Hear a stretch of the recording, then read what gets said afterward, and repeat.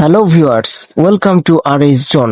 Samsung Galaxy A37 5G দেশের বাজারে launch হয়ে গেল। স্মার্টফোনটির বডি সেকশন অনেক পাতলা রয়েছে এবং স্মার্টফোনটি দেখতেও কিন্তু অনেক সুন্দর। স্মার্টফোনটির থিকনেস হলো 7.4 মিলিমিটার। এর ডিসপ্লেকে প্রোটেকশন করছে গরিলা গ্লাস ভিক্টাস 5 এবং এর বডি ফ্রেমে রয়েছে প্লাস্টিক বডি, পেছনে রয়েছে glass back cover. 3.5 millimetre headphone জ্যাকটি এতে দেওয়া নেই।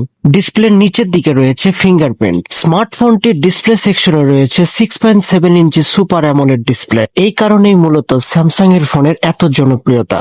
আরো রয়েছে 120 হার্জ রিফ্রেশ রেট, রয়েছে 1900 নিটস পিক ব্রাইটনেস এবং এর ডিসপ্লেটি হলো 385 পিপিআই। ডিসপ্লেটি ফুল এইচডি প্লাস রেজলিউশনের একটি সুপার অ্যামোলেড প্যানেল।